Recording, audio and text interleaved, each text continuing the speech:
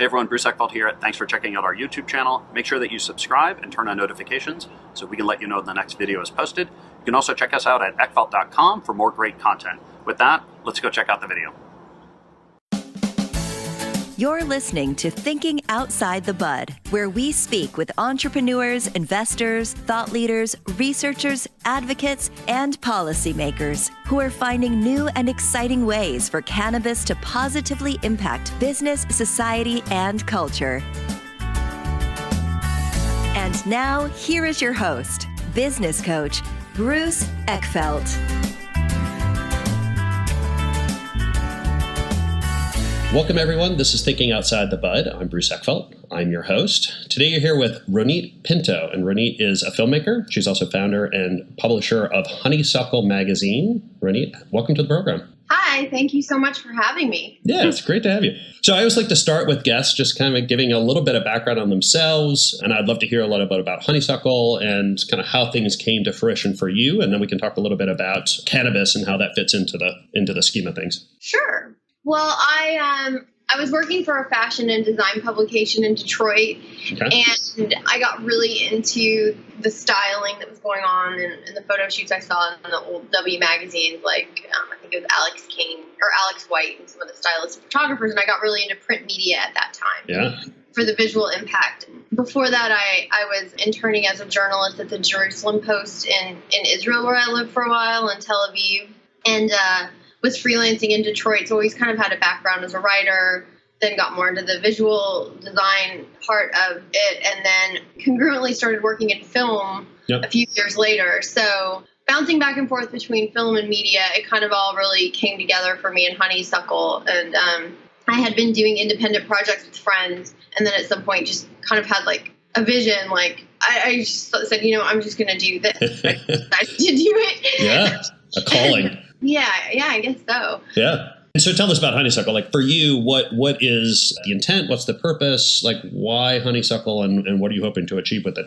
So it started more, it was when I was in Detroit, which was actually kind of like a sort of a dark time it was like a decadent, dark, but necessary and fun time for me. Yep. So the origins of Honeysuckle reflect that. I think they were more fringy, dark, exploring these like counterculture subjects that I found really interesting. And I still do. So we had that, but we were more mainstream. So I like merging different subject matters into one publication, which is kind of where cannabis comes in too. It's like such an interesting cross-section between so many different parts of life. Yeah. So, and what have you, I guess, thinking about some of the topics and thinking about how cannabis fits in, how does it fit in for you? Like, how do you see cannabis not only kind of as a, from an industry point of view, but from a cultural point of view? What are the important points? Well, for us, it's been really interesting because our issues are themed. So each issue we've had, whether it was like, the sex issue or the home issue, HERS issue, we did cannabis. And that's what really got us into the whole world cross-sectionally, like from medicine to culture to all that. So through that, because of that, we now have an integrated honeypot in each of our themes. So though we're not an exclusively cannabis publication, each section now has a honeypot. And for us, what that means is we can explore all the different elements. There's social, our next issue after the current one is called The Black Issue, about African-American culture in our society. So we can dive into the social justice implications of cannabis. So there's the legislative aspects, there's the cultural aspects, there's so much music, related to it, fashion. Yeah. There's a whole vibe going on just in cannabis culture, from a recreational point of view, as well as medicinally. I mean, for us, we're fascinated by that. Yeah. We interviewed an Israeli scientist at MJ Biz last year, and she studied with the man who discovered it, Dr. Meshulam. Okay. Tell me about it.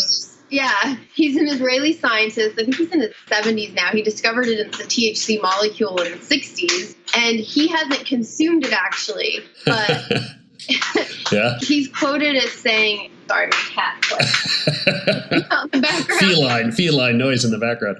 He's quoted as saying he's not sure humanity is worthy of what the plant can offer. Wow. So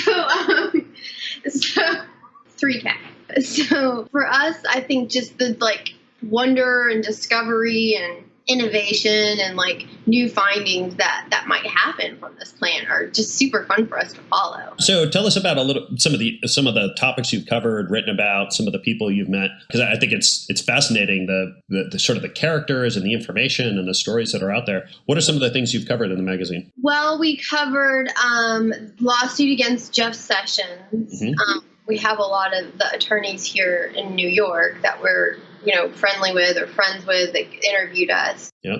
That were actually, in court with him handling the lawsuit against Jeff Sessions. So we go from that to, we just interviewed the president of Acreage, George Allen, and they just had they closed like their record round of funding. I don't know if you read, which was exciting. We also interview Spleef, like people who do, lifestyle brands for events and infused beverages and stuff. Alan Cumming was a celebrity on our cover who is purely recreational, but, uses it for a lot of stuff like stress. We've talked to veterans, regarding PTSD, people in the hemp space, talking about all that. We also talked to Buket Asafa. She's originally from Ethiopia. She has a brand called Elevated Naturally. Don't know it. Interesting. Yeah, she's in Colorado, I think, or maybe she moved.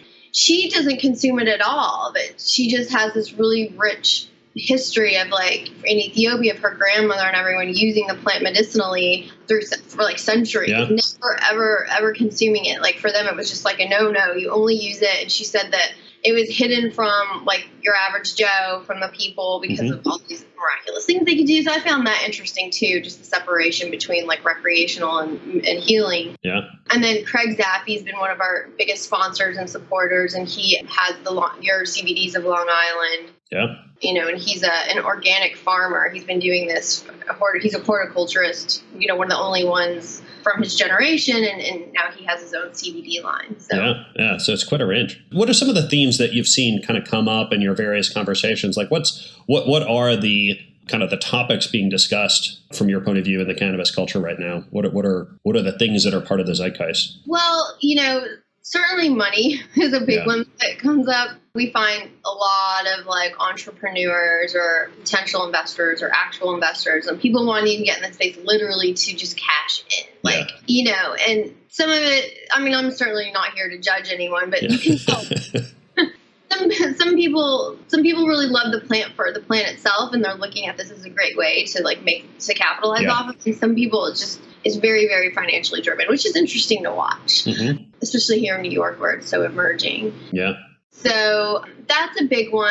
And then you also have these people who are like out of the woodworks that they're so knowledgeable and almost like scientists in their own way, without a degree, that are now able to share their knowledge. And it's like incredible. It's like they've been kind of underground hiding this whole time, and now they have like a voice. Yeah. Kind of budding, no pun intended, in the market. Exactly. Also, I should add the female presence. Like there's women growing So talk to me about that, because I think, a couple of people have mentioned it. What is that force at play there? I mean, I think it's great. I think it's a fascinating sort of sector of the economy that has this kind of female focus. And I came out of the tech space, which unfortunately is not, has a lot of issues in terms of female participation, both on the development side and on the entrepreneurial side and the leadership side. What is different about the cannabis space? Like why this kind of trend and why this topic? Well, the CEO and founder of MJ Biz, Cassandra Farrington, is female. And you just sort of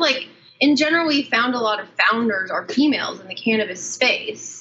I don't know exactly why. It's interesting, the female part of the plant is the THC part, so there's just like a feminine energy to the plant. Yeah.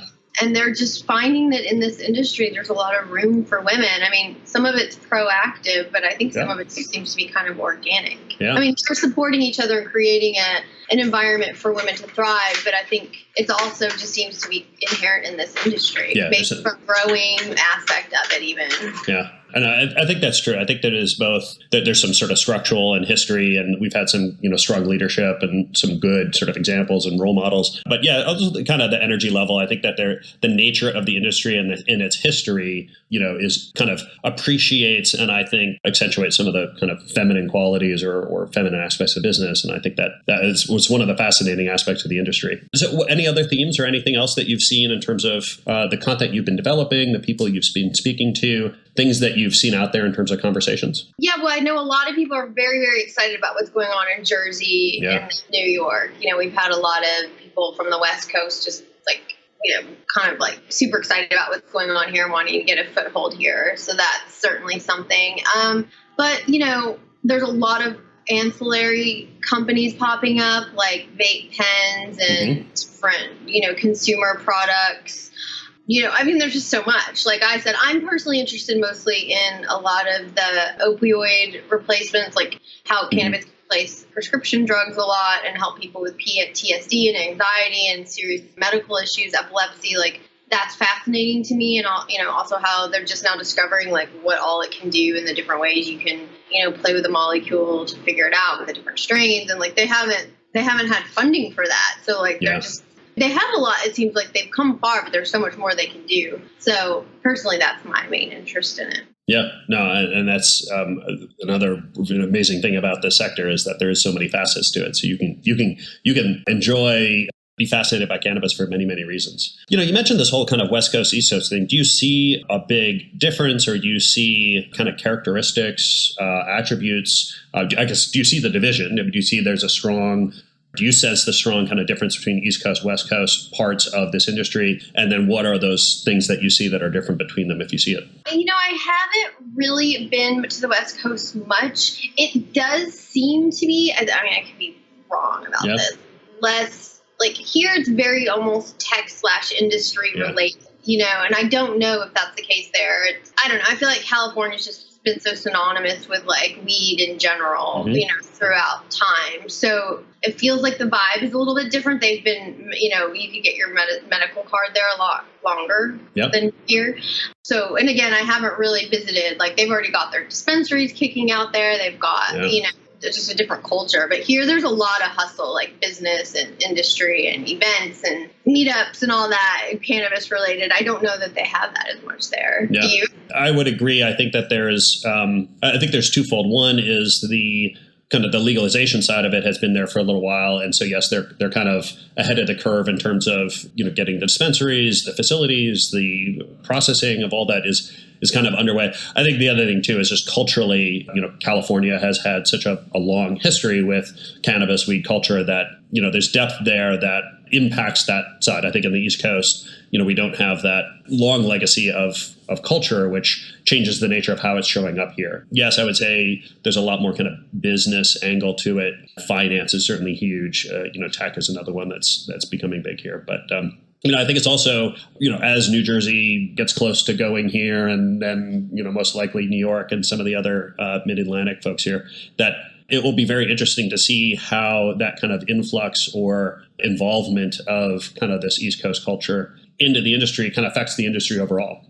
How is it going to kind of sway things or push things in different ways? And I think actually that's one of the interesting kind of topics in general about the cannabis industry is because kind of starting with this weed culture as we move into this much more kind of multifaceted and I think in some respects much more mainstream, adoption of cannabis at some level, like that's a big deal. Like that's going to be, not only from a market size point of view, but from a culture point of view.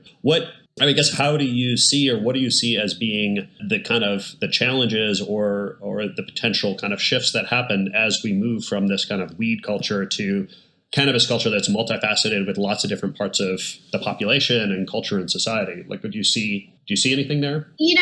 I guess I know one of the things that comes to mind is like diversity in this space. Yeah. So I know that there's a lot of very like important and powerful African American groups that are like really pushing that because they're saying that they have a voice and a presence in the space. That they're saying that because they were the most adversely affected by the war on drugs, where you had people from their communities getting locked up for decades for weed, breaking apart families, and all this stuff. That there should be some sort of reparation. Beyond that, the fact that now cannabis is becoming mainstream, and that's been such a huge part of their culture, weed, that they also got locked up for, that now to not even be able to have a chance in the industry because they can't either afford the licensing or, plethora of other reasons. A lot of times too, I guess the investors coming in come from Google and are more tech profile, like you said, which tend to be white male, affluent, so there's not a lot of room for, in many industries, for African Americans, and they're really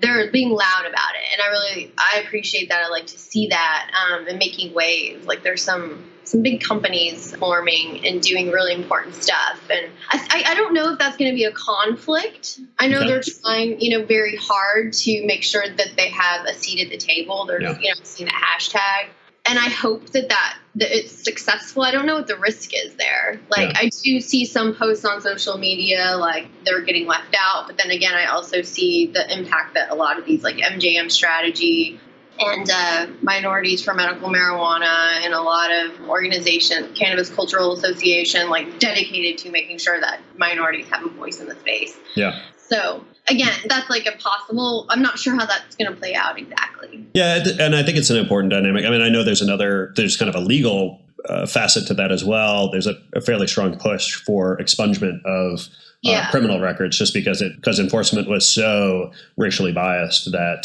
it puts people in a situation where they don't have access to be able to start ventures, access to funding, financing, et cetera, because they have these criminal records, which, unfortunately were enforced disproportionately from a racial point of view. So going back and trying to expunge those records so that we can have a more equal playing field, is certainly one step to kind of correcting the situation. But I think it is the growth in the industry and the opportunity is bringing those issues to light. And it's fascinating to see kind of from both a business, but also a cultural point of view, people work that out, figuring out really what is the solution and how do we create a level playing field and how do we create opportunity for everyone.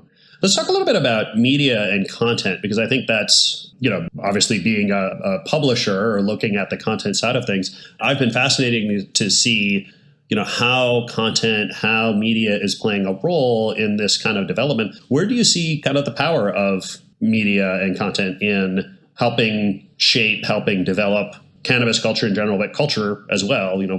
What are the forces at play and what are some of the goals that you see for Honeysuckle? In general, it's been interesting for me because I feel like you have these High Times or Dope, which have been just traditionally cannabis, right?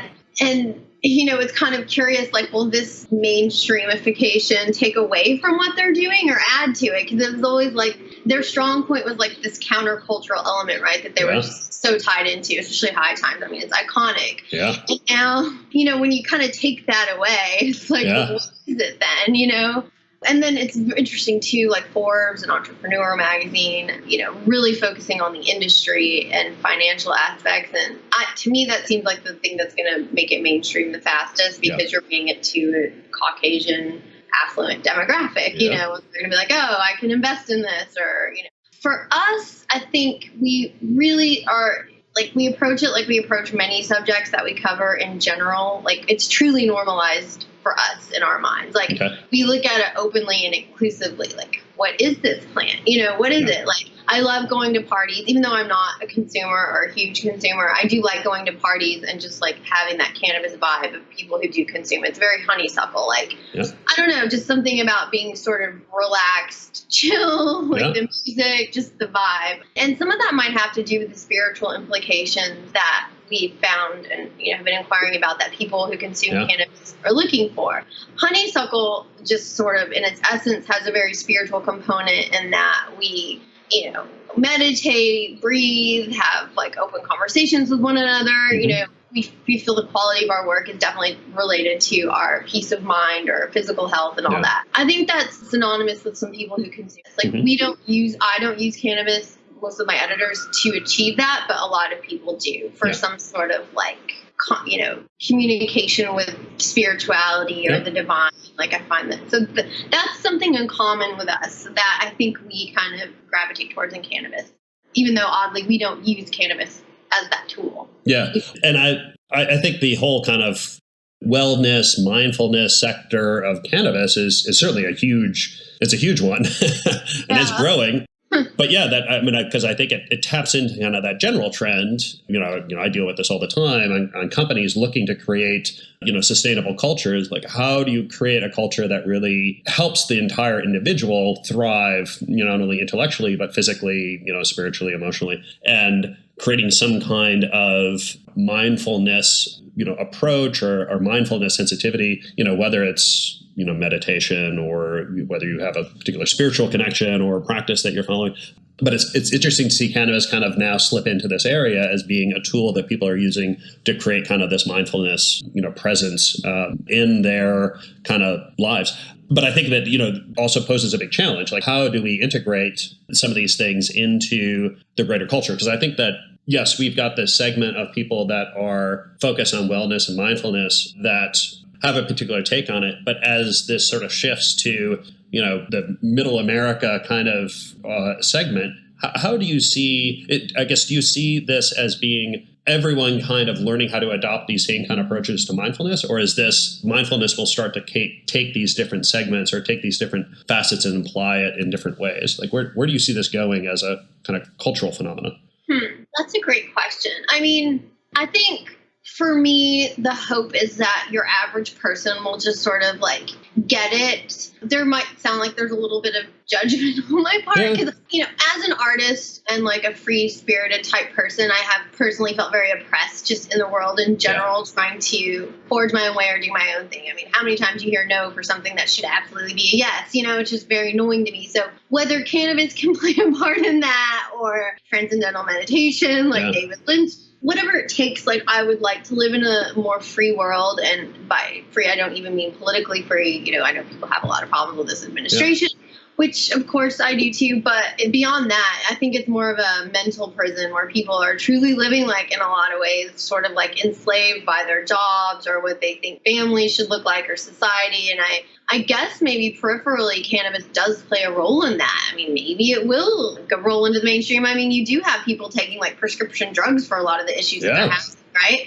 So I think maybe that would be step one or phase one. Maybe you should just start smoking. Well, I can see. But I think that's as we kind of step out of the traditional, kind of weed culture, and walking down the street smoking into, like, I don't know, maybe the soccer mom who's, going off to yoga throws on the patch or, does a tincture or something like that, as part of their wellness regime. I mean, I can envision that, this, because of the new kind of products and the way that cannabis is kind of shifting from a perception or an application point of view, I go to Starbucks. Do I have my, do I stop at Starbucks and then stop at my cannabis dispensary? And, that's kind of my normal routine. It's not, caffeine is a regularly used pharmaceutical for, day-to-day purposes. Is cannabis going to kind of get to that level or not? I think it's an interesting question. Or I think it's a question that the answer to is going to dramatically shape where this business goes or where the industry goes. How people consume. Yeah, just how it integrates into the culture. I mean, Howard Schultz, when he put together the idea of coffee, 20 years ago, when he was looking at the use of coffee, it was really bad coffee at diners and things like that. I mean, the whole idea of an espresso bar was pretty foreign to the American market till he kind of conceived of it. Is there going to be a Howard Schultz with cannabis that comes in and says, hey, I've got this new idea for the corner dispensary that is, a place to hang out. And we've got, all these different kind of applications or different kind of products in different ways that, appeal to lots of different markets. And it's possible. And if it goes that way, or to the extent that it goes that way, it's going to have a huge impact on the industry. I don't know if that's, from your point of view, if that's a good or a bad kind of outcome for cannabis. But I think it is. It's certainly, people are talking about it. Like, where does this actually go? Yeah, I mean, I guess you could say, you could see the CBDs as taking that, like, preliminarily, like there's CBD coffee now, like Power coffees and some mainstream cafes and all that, it doesn't have the psychoactive element, but it's part of the plant. I don't know, if you did project that, how long do you think it would take to see stuff like that, like a vape cafe or something? Well, I think it's one of those things. Overnight successes take a long time, right? So, we always kind of look at the final kind of hockey stick curve on these things and say, oh my gosh, this thing was an overnight success. Meanwhile, if you look at it, these people have probably been working on it for 5, 10, 15 years. So, to the extent that, yes, we may see big, kind of moves or things that all of a sudden appear to come out of nowhere and appear to like, oh, this is a craze. The fact is, I think these things are already in play, and it's kind of figuring out, where are some of these, on the path of kind of developing, are they 5 years out? Are they 10 years out? I'm not sure which one it's going to be, but I know there'll be one. So it's kind of figuring out like where do we place some of these bets. But I think it's gonna have an impact, and I think, like you said, it might be the CBDs, it might be some other form of it. It might be a particular application. It might be integrated into other products. It may not be the product itself, but it might be, something that gets integrated into other things, other consumables or other lifestyle applications. But I think that's certainly going to happen. The question is kind of when. Right. I mean, overall, I see it as a very liberating tool. I mean, like, again, on a personal note, when I consume or have consumed, it takes me to a place I don't necessarily, like, it's almost like a reverse effect, as most people I know. It's hilarious. I'm like, do you ever feel this way? They're like, no. So I don't know if my endocannabinoid system is like opposite, which is possible. But what I've seen in general is a very liberating tool. I mean, whether it's medicinally or spiritually or, for the economy or bringing out these social justice issues, it just seems like it's opening up so many different conversations that I'm certainly supportive of. Yeah. Interesting. So, and if you were if you were an entrepreneur or someone that's sort of interested in getting into the cannabis business, where any suggestions or things that you think they should look at or areas that focus? Wow, I don't know. I feel like some of the accessories are really cool, like CBD vapes and like the different strains you can put, like the oil vapes and stuff, and the different kinds of the different kinds of consumption, the way that they combine it is cool. I would probably want to do something like that, like how you affect your high or affect the way it directly affects you. You're not just eating like an edible or smoking a joint. It's like really scientific the way they're doing it. Yeah, sort of customized product or being able to customize your experiences. I think is a good one. Good. Ronit, this has been a pleasure. Thank you so much. We're at time here. So if people want to find out more about you or Honeysuckle Magazine, what's the best way to get more information? We are honeysucklemag.com. We're actually coming out with our 7th issue called One, which is all about sustainability, spirituality, holistic thinking. And we'll have a lot about cannabis in our honey pot, as well as a ton about hemp. We went to the Northern Colorado Hemp Expo. Oh, fascinating. Cool. Yeah. Interviewed a lot of people there, the founder, the NOCO, and all that. So look out for that. It should be on shelves September 1st. We'll have some great launch events we'll invite everyone to. And you can email us at honey@honeysucklemag.com. Awesome. And I'll make sure that the link and the email is in the show notes here so people can click through to that. Again, thank you so much for being on the program. It's been a pleasure. Thank you. Take care. You've been listening to Thinking Outside the Bud with business coach Bruce Eckfeldt. To find a full list of podcast episodes, download the tools and worksheets, and access other great content, visit the website at thinkingoutsidethebud.com. And don't forget to sign up for the free newsletter at thinkingoutsidethebud.com/newsletter.